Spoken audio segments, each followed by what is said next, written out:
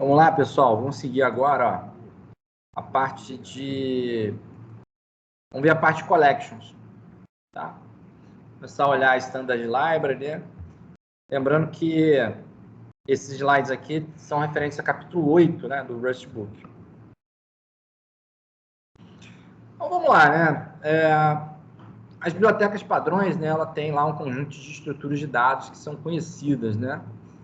Então, assim, quando a gente não está usando a biblioteca padrão, né, a maior parte dos tipos de dados, eles são de valor único, né?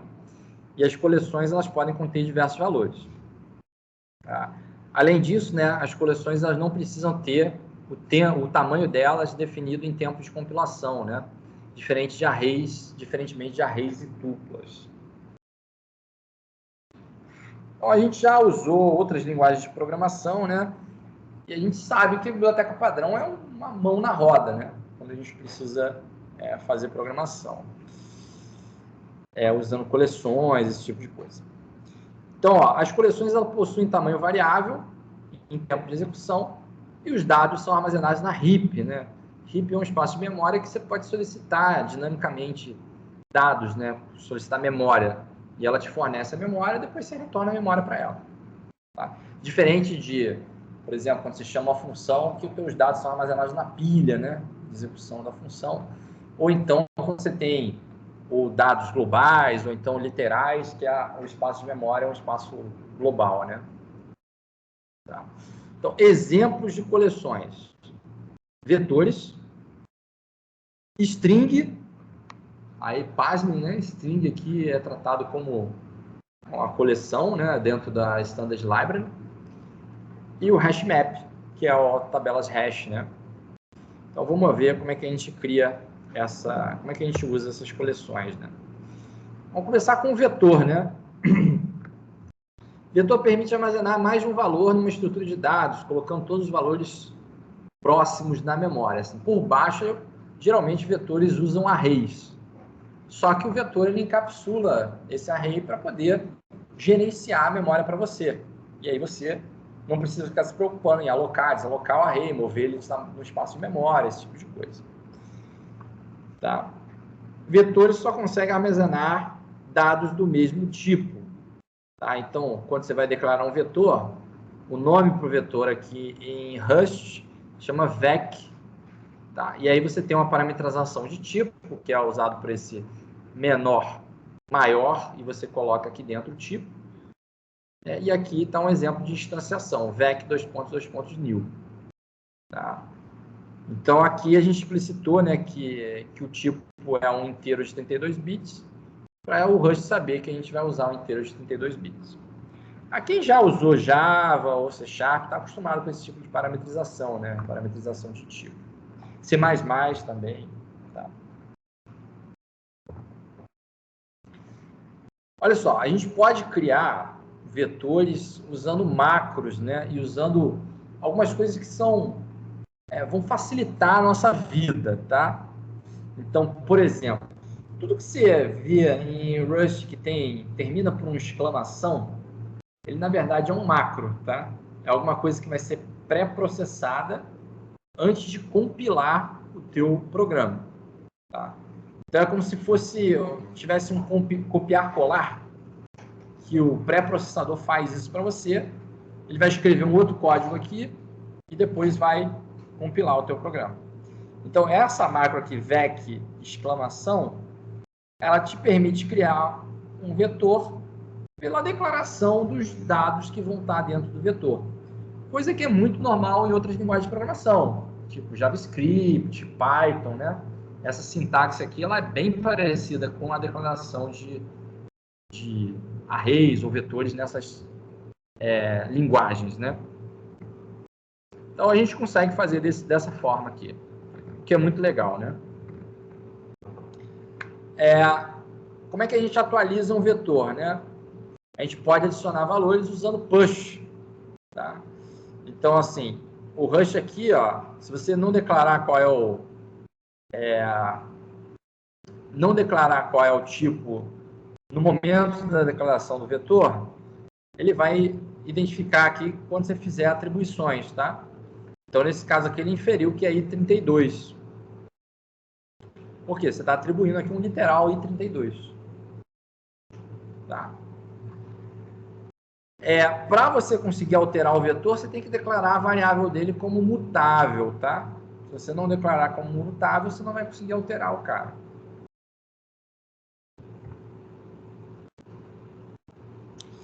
Vamos lá. Aí, mais coisas aí diferentes, né? Você tem duas formas de ler o vetor. Você pode usar o índice ou você pode usar o get. Utilizando lá o e-comercial e o subscript, né, que é o abre e fecha colchete, você vai receber uma referência para o valor. Tá? Quando você usar o get, você vai receber um cara que é um option. E aí você vai poder usar isso no match. E aí, quando você tem um option, você tem a opção de ter um cara que chama none. Tá? Você pode pedir alguma coisa e se ele não tiver aquilo ali que você está pedindo, ele te retorna none. E aí você faz o tratamento. Tá? Então, um exemplo aqui, ó, você declarou um vetor com 5 posições, você pode acessar ele dessa forma. Ó. E comercial V índice 2, que ele vai pegar o terceiro elemento, né? O índice começa em 0. Tá? E aí ele vai te dar uma referência para esse cara. Ou você faz o v.get e ele vai te retornar um option. Quando você tiver um option, você vai ter que fazer uma verificação usando, por exemplo, um cara que é um match. Tá? Se você tiver, aí se retornar um sum, você vai ter o elemento que foi retornado, ou se vier um none, tu vai dizer que não, esse cara não existe.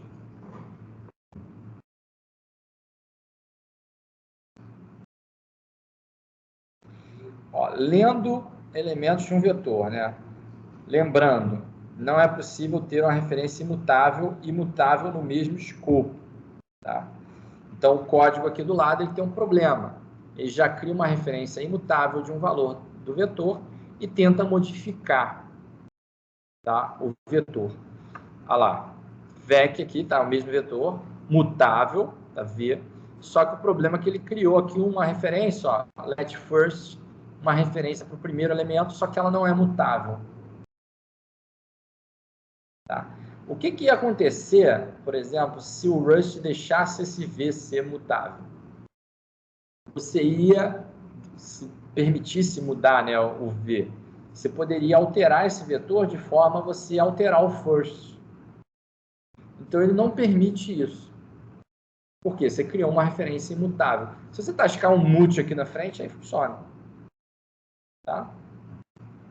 Essa questão do vetor ser imutável é só para colocar valor e tirar valor ou é também para alterar... Não, alterar a posição também. Então, assim, cara, uma vez que você fez uma referência imutável, você não vai mais alterar aquele cara ali. Tu repara que aqui é a posição diferente, ó. O cara fez uma referência à posição 0 e depois ele está colocando um outro cara que, teoricamente, é inserido no final do array. Tá? Então, assim, para esse caso daria certo. Mas aí, assim, tem outros problemas, sabe? Você poder permitir isso. Então, ele vai lá e corta, assim, ó. Se tem uma referência imutável, você não vai alterar mais esse cara.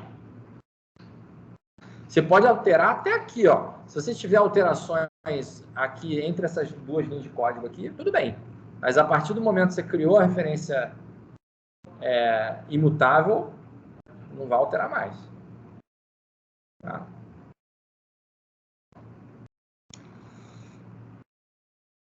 Aqui tem a justificativa, né?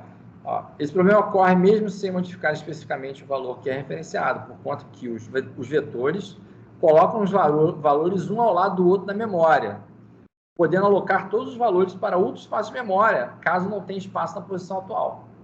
É mais pela organização da memória mesmo, né? Aí vamos lá, seguindo. Como é que a gente faz um loop em cima de um vetor, né? Então a gente tem um for específico, tá? Se você quiser acessar todos os elementos, né, um a um determinado vetor, você tem esse for in. Você tem for i in v ele vai pegando os caras aqui um por um, tá? Acessar um índice específico, né? E aí você vai poder acessar o índice e também o elemento do índice, né? Nesse exemplo 2, você tem um operador de referência, né? Quem já programou em C++ lembra desse cara, ou em C, né? Que pega os itens, que pega o valor de I antes de utilizar o operador e soma, tá? O que esse cara aqui está fazendo, né? Ele está alterando, né?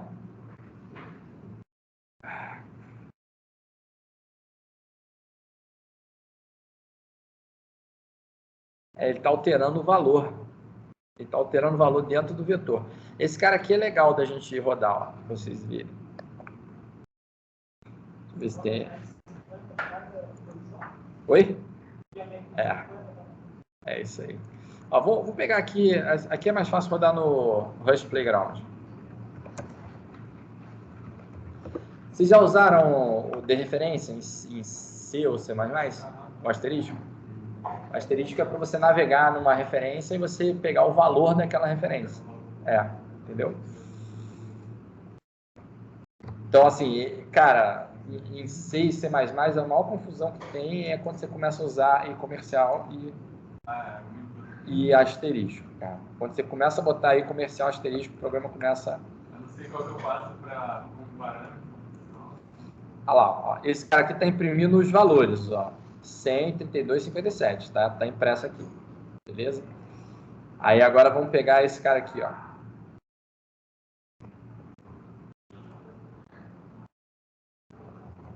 O problema é que aquele não imprimiu, né? Vou pegar... Peraí. Esse aqui... Esqueci. E aí vamos pegar o print daqui, ó.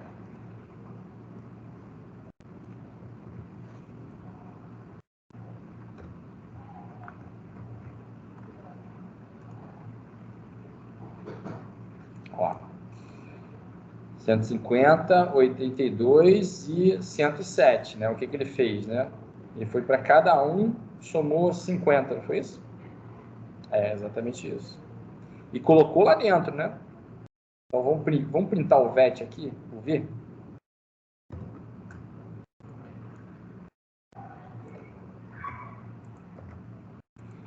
Se eu não me engano, dá para fazer assim. Não. Como é que era? Eu mostrei na outra aula como é que fazia isso. Acho que era assim, ó.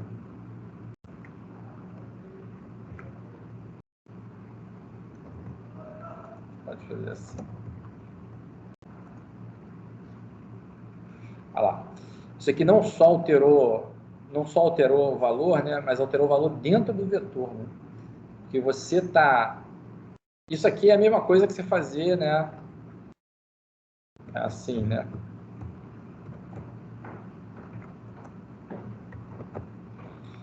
Então você está fazendo a atribuição do lado esquerdo no valor que aquela referência aponta. Tá? Deixa eu rodar. Esses itens aí todos são referência, né? São referência. Você printa ele aparece lá a posição na memória. Porque ele sabe se virar com isso, entendeu? O print sabe. O print sabe se virar. Ele sabe que não faz sentido você ficar imprimindo... tipo... Não faz sentido você ficar imprimindo posição de memória. Ele sabe que você quer falar do valor, entendeu? Então ele resolve para você. Agora, quando você está fazendo o programa ele não sabe, né? Então se você vamos tirar aqui isso aqui e ver o que acontece. Mas provavelmente vai dar errado. Ele fala, cara, olha só, você não pode adicionar um i com um mutable i, sabe? Isso aqui é uma referência para uma outra coisa, isso aqui tá errado, entendeu? Então aí você teria que vir aqui e usar a exclamação, porque tá vendo? Cada cara desse aqui é uma referência para um cara mutável. E aí para você alterar usando uma referência, Você tem que acessar o valor dela. Tá? Aí o Rust te lembra um pouquinho do C++, que causa uma certa confusão quando você começa a tascar um monte de asterisco. Tá? No C++ tem um operador para fazer isso, que quando você usa a setinha, não sei se vocês lembram, né? Tem um tracinho com o maior. Ele já faz a referência para você não precisa botar você não precisa botar o asterisco. Mas, se eu não me engano, o Rust não tem a setinha. A setinha acho que é na struct também. Quando você tem um struct. Você tem um struct, você tem uma referência, você quer acessar um elemento dentro da referência, aí você usa a setinha, no C++. Só que no Rust, a setinha é usada para dizer qual é o tipo de retorno da função. Tá? E você não tem essa operação de setinha. Tá? Vamos lá. Aí vai aparecer um enum aqui para armazenar diversos tipos num vetor. Agora a coisa vai começar a ficar interessante. Tá? Então, digamos que você tem lá um enum que chama Spreadsheet Cell. Você é uma célula lá da sua planilha, né? E aí lá dentro você quer colocar um inteiro, um float e um string. Tá? É isso mesmo? Diferentes itens, tá?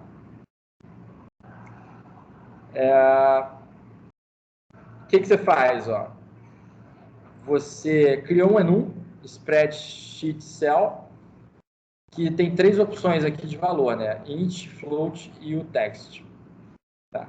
E aí você joga lá dentro do teu vetor, para cada elemento aqui, ó, você pode acessar, você pode usar o Spreadsheet Cell, mas você vai em cada um colocar a instanciação dele com o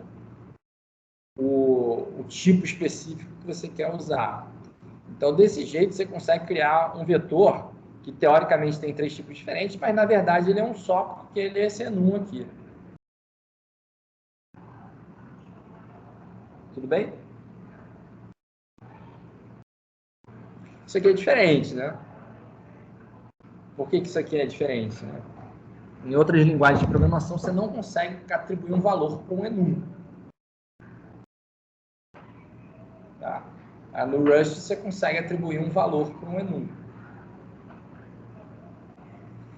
Se você fosse fazer isso aqui em C, C++, como é que você ia fazer? Você ia declarar um struct, né? Só que aí, quando você declara o struct, as outras 2 posições ficam vazias, né? Você preenche uma, você tem outras 2 vazias.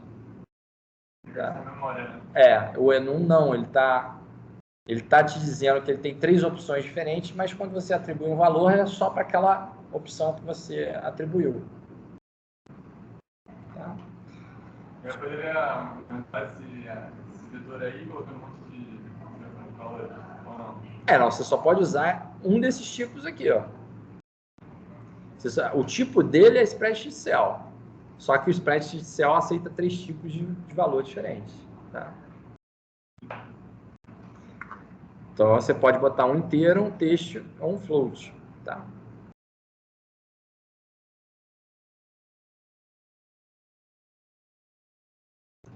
Bem, o Rust ele precisa saber, em tempo de compilação, quanto de memória é necessário para cada elemento. No caso do enum, o Rust garante que todos os casos sejam possíveis. Tá? Imagina, é como se ele alocasse memória suficiente para qualquer um desses tipos aqui. Tá? E aí, o que você usar, ele vai ter memória.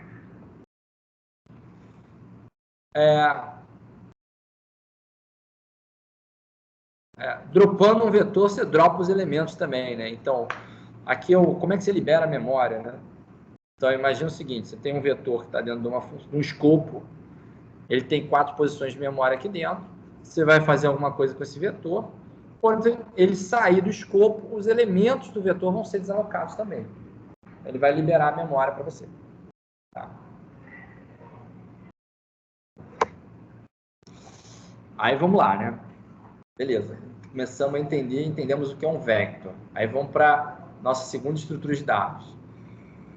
String. Aí começa a ser um negócio diferente também, porque a gente está acostumado da string ser implementada na biblioteca padrão, mas assim, não como uma collection, né? Uma coisa... Geralmente você tem um tipo string, né? Só que o Rust, o tipo nativo dele de string, ele é o slice, é aquele ESTR. Tá? E aí você tem um outro tipo que vai te dar algumas coisinhas a mais, que chama string, que fica na biblioteca padrão. Então, cuidado com a confusão, né? A gente viu já algumas aulas atrás que tinha lá um string, e de repente, em alguns lugares você tinha um slice e você pode passar um no lugar do outro, né? Que o Rust ele meio que se vira. Mas só em algumas situações, tá? Porque tem lugares que você pode querer ou um str ou um string, tá? Mais específico. Ó, o string slice, eles são referências a alguns dados de string codificados em UTF-8, que são armazenados em outro lugar, né? Então, literais string, por exemplo, são armazenados no binário do programa e, portanto, são string slice. São os caras nativos, né? Strings, na verdade, são a implementação de um vetor de bytes, com algumas garantias, restrições e capacidades extras. Tá?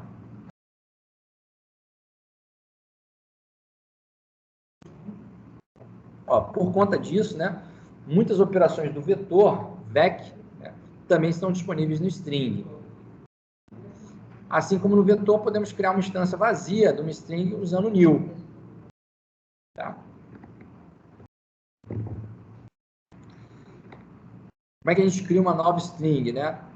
Ó, podemos criar uma string que já possui valor utilizando a função toString, como nesse primeiro exemplo aqui, ó.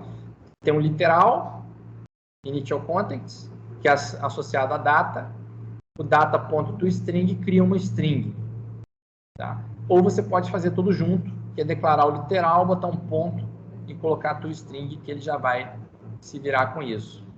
Ou, como a gente viu em algumas aulas anteriores, a gente pode usar o string from para criar uma string a partir de um valor inicial. Então, string from initial context, isso aí vai te criar uma string. Esse data é um slice, né?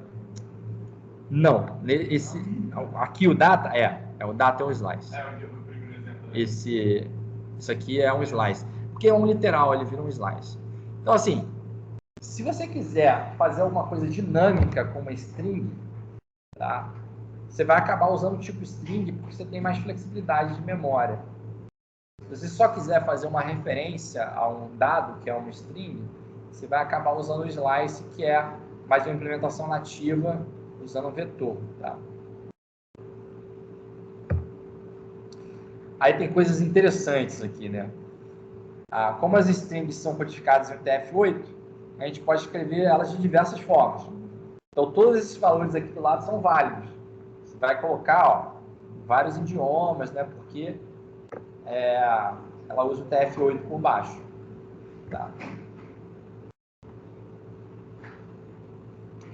Então, atualizando a string, né? A string ela pode aumentar seu tamanho ou modificar o seu conteúdo.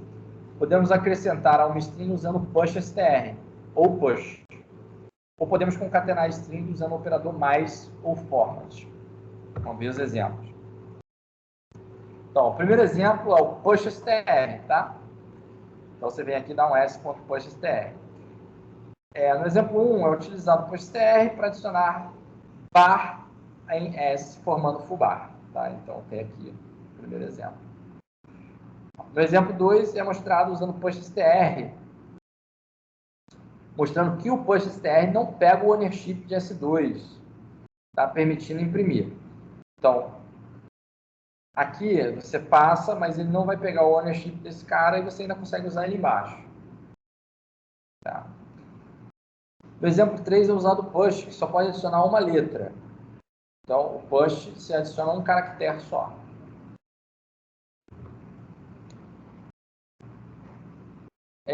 Agora, usando o operador mais, né? Após a concatenação, S1 não estará mais disponível e S3 terá hello world.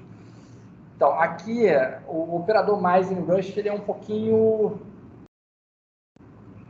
diferente, ele pode causar uma certa dificuldade, tá? Então, assim, o primeiro parâmetro do operador mais, ele é uma variável sem a referência dela.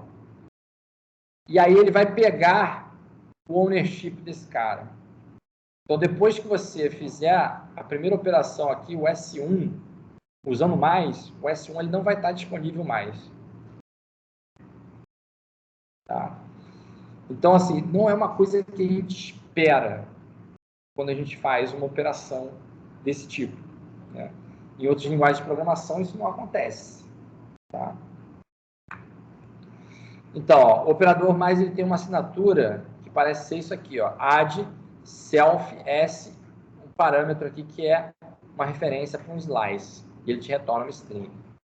Então, por isso que acontece, né?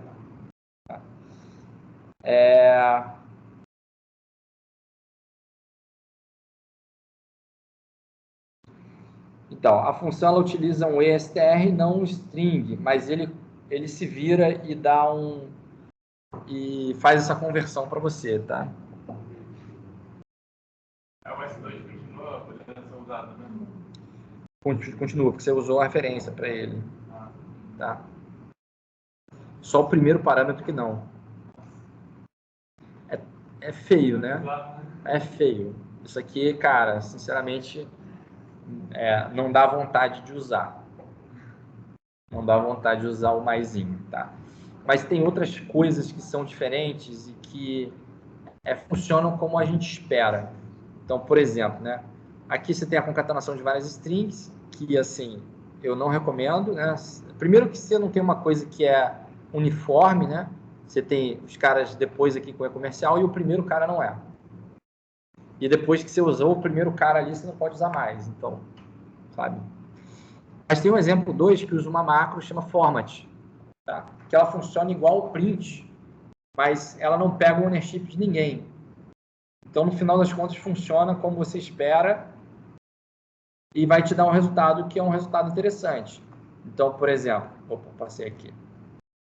A mesma operação, só que usando o format, S1, S2, S3, você concatenou, separando ele por um tracinho, e você fez de uma vez só, fazendo referências às variáveis, e no final das contas ela te retorna um cara que é um string. Então, fica muito melhor de usar dessa forma. Tá?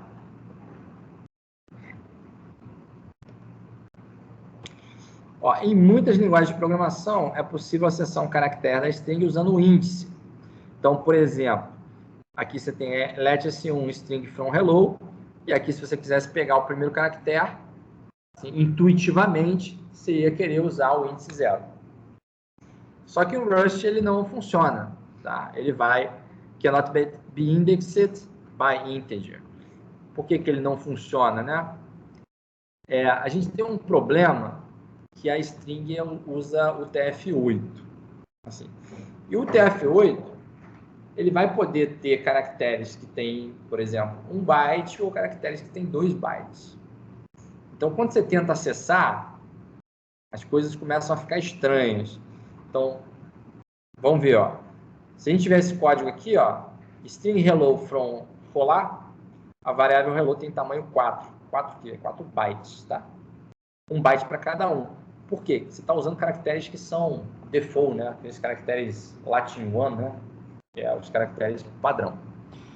Agora, se você tivesse outro código aqui que usa aqueles caracteres, nem sei do que é isso aí, da russo, né? Aquelas coisas diferentes. A variável hello, ela vai ter tamanho 12. Não vai ter tamanho 12, mas vai ser 24, porque cada valor escalar ocupa 2 bytes. Ou seja, se tu tentasse acessar um subscript, o índice, não sabe se tu está acessando o primeiro byte, o primeiro caractere, então, sabe?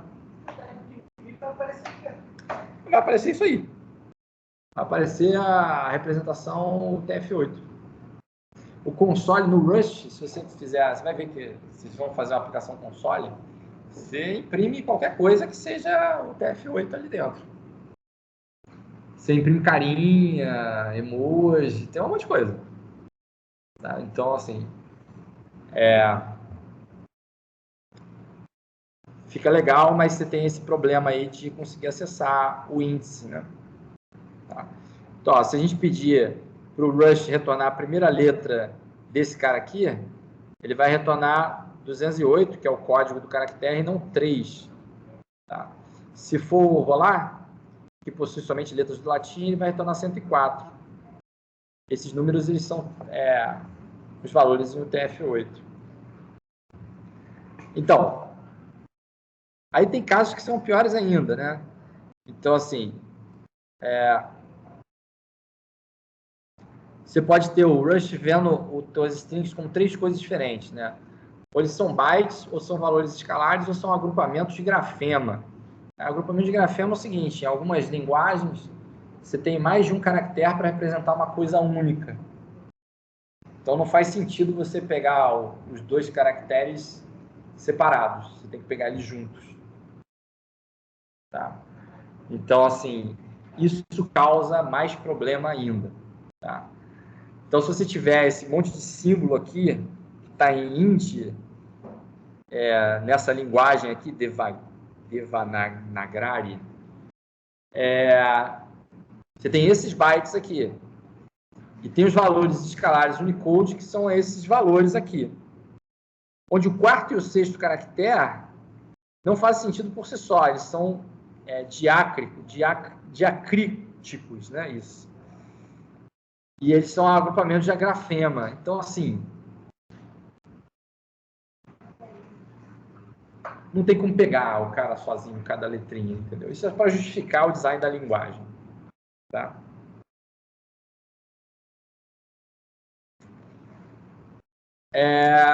String slicing, né?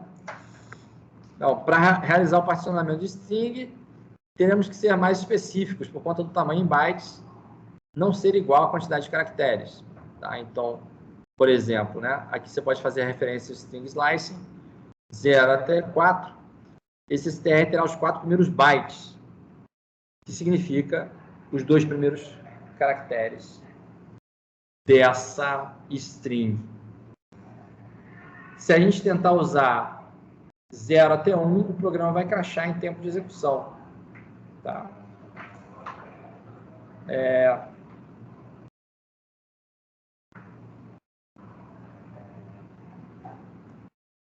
Por quê? Porque você não tem o tamanho suficiente, né, para criar um caractere só.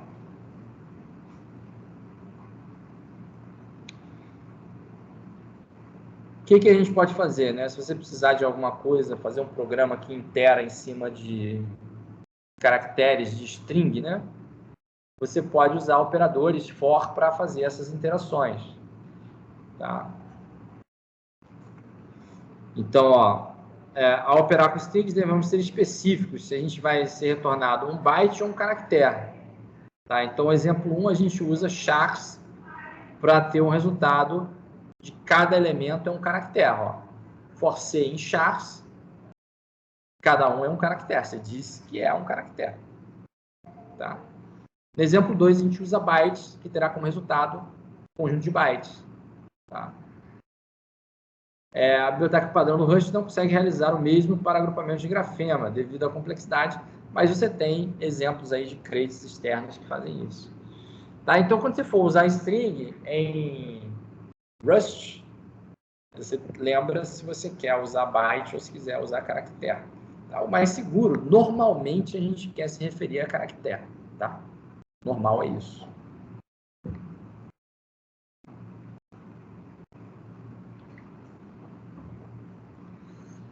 Aí, seguindo, né? Agora o hashmap. Hashmap vocês já devem conhecer, né? Ou talvez conheçam com outros nomes, né? Como hash, map, objeto, tabela hash, dicionário ou array associativo. Tá? É aquele carinha que faz mapeamento de chave-valor. Parzinho chave-valor. Tá? Ele é útil para procurar dados sem utilizar um índice, assim como vetores, né? Porém, uma chave de qualquer tipo. Como é que a gente cria um hashmap? A gente vai... aqui tem um exemplo, né? Que a gente tem um jogo onde a gente tem a chave, que é um nome de uma possível equipe, e a gente quer um valor, que é a pontuação daquela equipe. Então, a gente vai usar, por exemplo, criar um hashmap vazio com new, né? Hashmap new. Aqui, ó, para você poder usar o hashmap, lembrar de importar, né? Você vai precisar usar. E aí, a partir daí, você pode usar, né? Então, para inserir um valor, existe a função insert, que aí você diz a chave e qual é o valor que você vai inserir.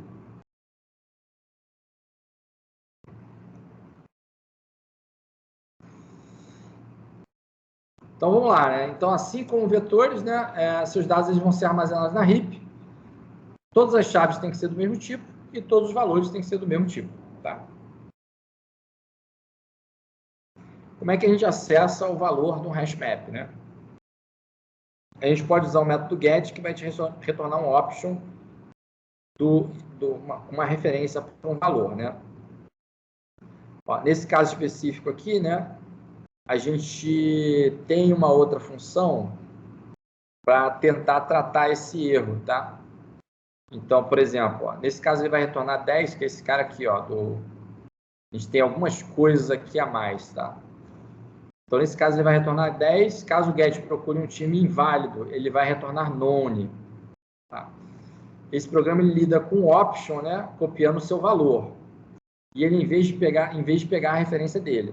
E aí você tem um wrap or, né? Para definir o score como 0 se a chave não existir.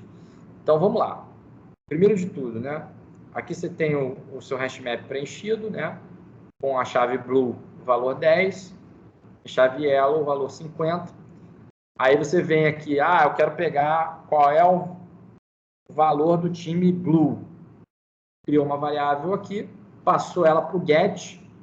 Em vez de você pegar uma referência para essa variável aqui, você pegou um valor que é copiado, fez a cópia dele, e lembra, você tem uma string aqui dentro. Tá? E aí fez um unwrap 0, or 0, para caso o cara não exista, você retorne 0. Porque como ele retorna um option, você tem que ter um tratamento por caso de você não encontrar. Entendi para que serve esse compliance. Para você não retornar uma referência para o teu valor, e sim uma cópia dele. Tá? Então ele copia, né, esse cara. Vai copiar esses valores aqui, né?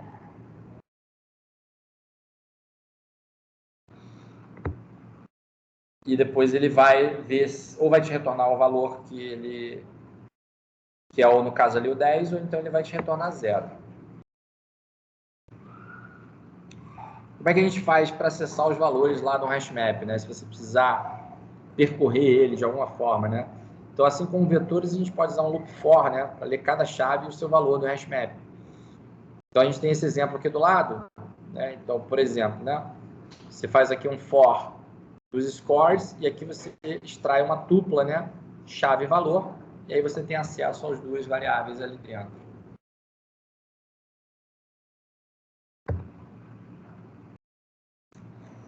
Como é que funciona o hashmap com a parte de ownership, né?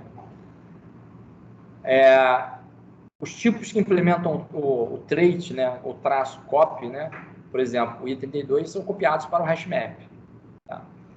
Valores de propriedade, por exemplo, strings, são movidos para o hashmap e o hashmap se torna dono dele. Tá? Por isso, após o insert, não conseguimos mais usar o field name e nem o field value. Se utilizar uma referência para o insert, os valores não serão movidos. Então, ó, repara, né? Aqui você criou os valores, passou eles com parâmetros sem o E comercial, você não pode usar depois. Tá?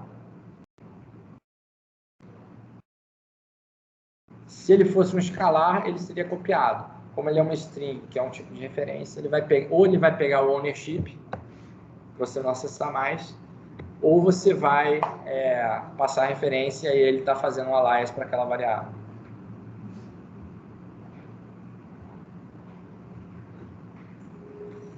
Como é que a gente atualiza lá um hashmap, né? Então, ó, todas as chaves devem ser únicas, diferentemente dos valores que podem ser repetidos. Se a gente utilizar um insert para um valor já existente, o seu valor será substituído, como mostra o exemplo abaixo. Então, você tem já uma chave blue, se você vai insert em blue de novo, ele vai lá e faz um replace, passa por cima.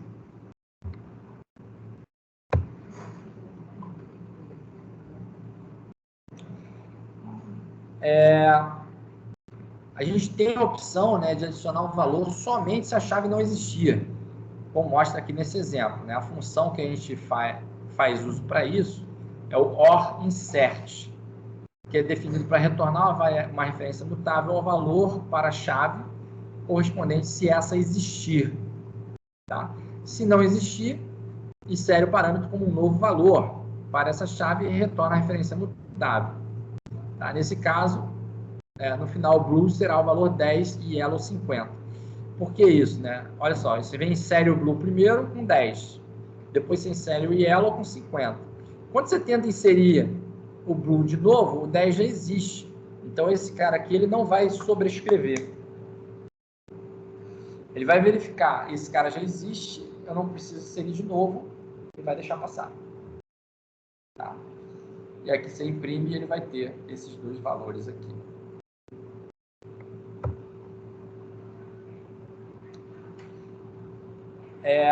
Atualizando aí o hashmap, né? A gente pode procurar um valor de uma chave e depois atualizá-la com base no valor antigo, né? Então, esse código aqui, ele conta quantas vezes a palavra aparece em um texto. O método split whitespace retorna o texto separado por espaço. Tá? O OR insert retorna uma referência mutável para o valor da chave especificada, que é armazenado em count. Tá? A dereferência com asterisco, tá? Permitindo a referência mutável sair do escopo no final do loop. Então, o que você está fazendo aqui? Você está pegando a referência para os caras que você já tinha lá no hashmap e está alterando ela usando essa dereferência, né? Então, ó, o código completo aqui, né? Você tem um texto com 4 palavras, você cria um hashmap. Para cada palavra, você vai fazer um for aqui com a palavra quebrando por espaço em branco. Então, você vai ter 4 palavras. E aí você vai usar um mapa para contar quantas palavras distintas, né, pelo que eu entendi aqui, tem no texto. Tá? Então, você vai lá, para cada entrada, você pega ela ou insere, tá? E aí o count vai ser 0. Para aquela palavra específica, se você acabou de inserir a palavra, o valor vai ser 0, você vai incrementar aqui e passar a ser 1. Mas se você encontrar um cara que já existe, ele já vai ter um valor, você vem, pega o valor dele e incrementa de 1. Que é o caso dessa palavra aqui, ó, road, né? Que tem 2 vezes aqui no texto.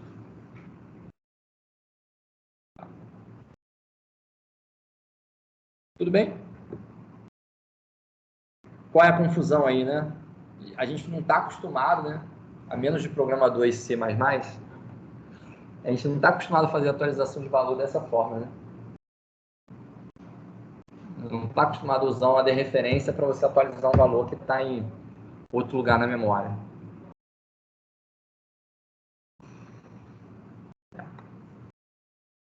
Rust, ele é bom em algumas coisas e em outras coisas nem tanto, né?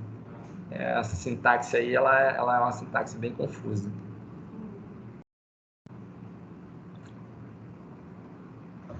Ó, por baixo, né, o hashmap, ela usa uma função que chama SIP-hash, que é uma função hash que proporciona segurança a ataques de negação de serviço, tá? Vamos lá.